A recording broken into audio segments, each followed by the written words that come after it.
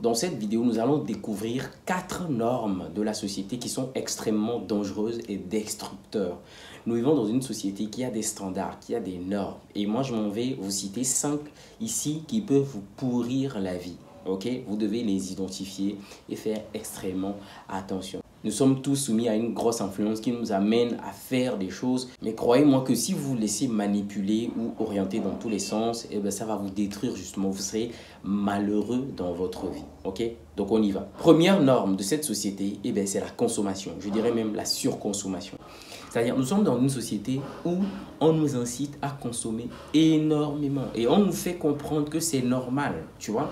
C'est-à-dire, quand tu utilises quelque chose, à peine 2 mois, tu rechanges. Après 6 mois, tu rechanges. Oui, là, on te dit que voilà, tu es OK, quoi. La société te valide en quelque sorte.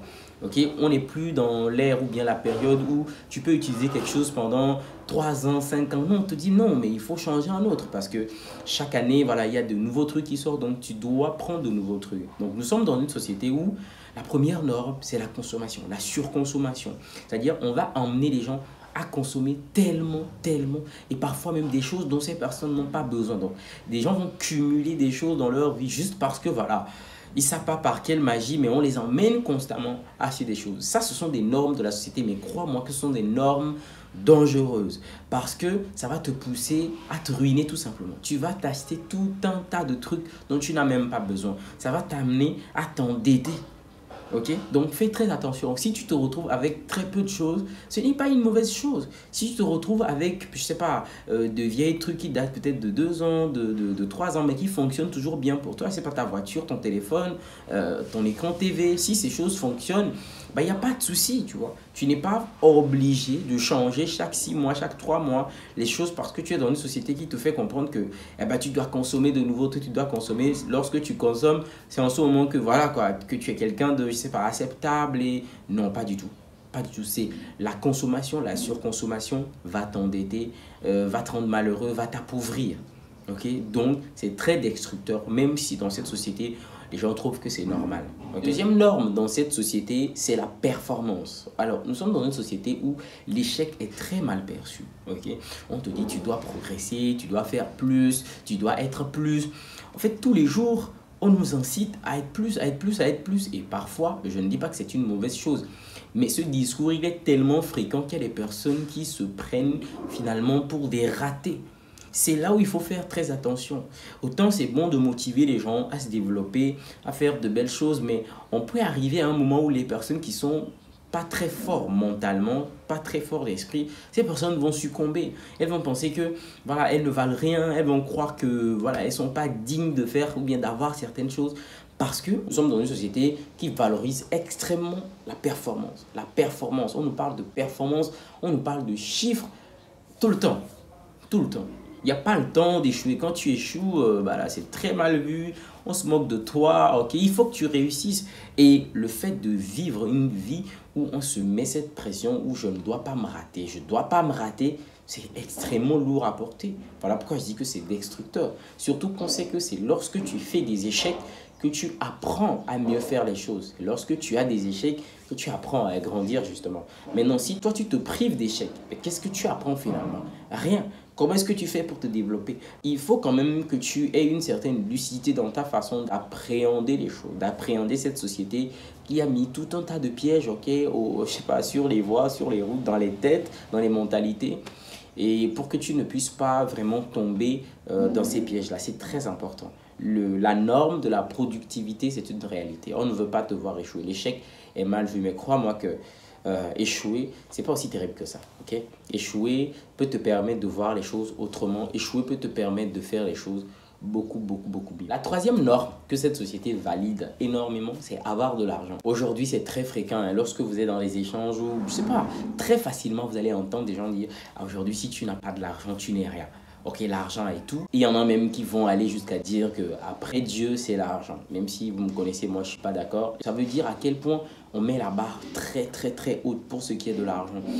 C'est une norme. Dans cette société, tu dois avoir de l'argent. Parce qu'on te dit que si tu n'as pas de l'argent, tu n'es rien. Les gens te diront que tu dois avoir de l'argent pour être valorisé, pour être respecté et tout un tas de trucs. Donc, en fait, ça met une grosse pression sur la vie des gens. Pourquoi? Parce que bah, tout le monde ne s'enrichit pas non plus, tu vois. C'est-à-dire quand tu observes la société, tout le monde ne s'enrichit pas, tu vois. Donc voilà pourquoi moi j'ai souvent tendance à dire, il faut que tu te connaisses, il faut que tu saches dans quoi tu es, il faut que tu connaisses ton histoire, quelle est ta personnalité, quelles sont tes forces, quelles sont tes ressources, quels sont tes moyens.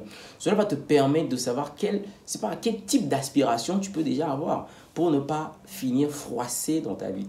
Parce que si tu écoutes le discours de oui, tu dois te faire de l'argent, oui, tu dois te faire de l'argent, je suis d'accord. Mais on est d'accord que tout le monde ne fait pas les millions, ok, le temps d'une vie. Il y a des personnes qui vont mourir ici pauvres, il y a des personnes qui vont mourir modestement.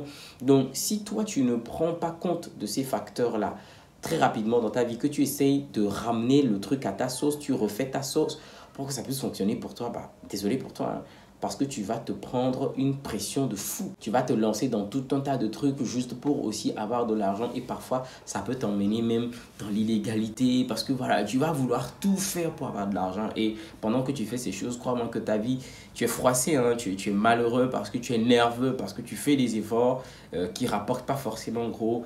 Tu fais les choses et tu n'obtiens pas forcément les résultats escomptés, donc ça te rend triste en quelque sorte. Donc, cette norme qui est le fait d'avoir de l'argent, de ne pas être pauvre dans cette société, a tendance à rendre les gens beaucoup plus malheureux. Et c'est destructeur.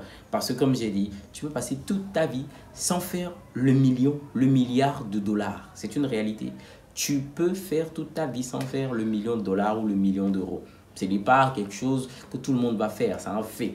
Okay? Maintenant, est-ce que ça veut dire que si tu ne fais pas le million d'euros, le million de dollars, est-ce que ça veut dire que tu ne peux pas avoir une vie dans laquelle tu es épanoui, une vie dans laquelle tu es fier, tu es content?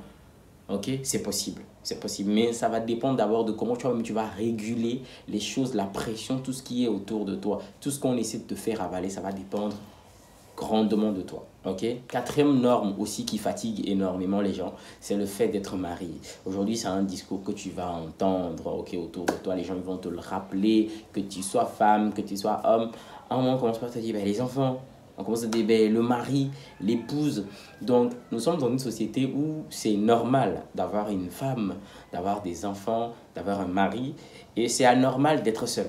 Donc, la société te vend cette norme qui est que tu dois être marié, tu dois te faire des enfants.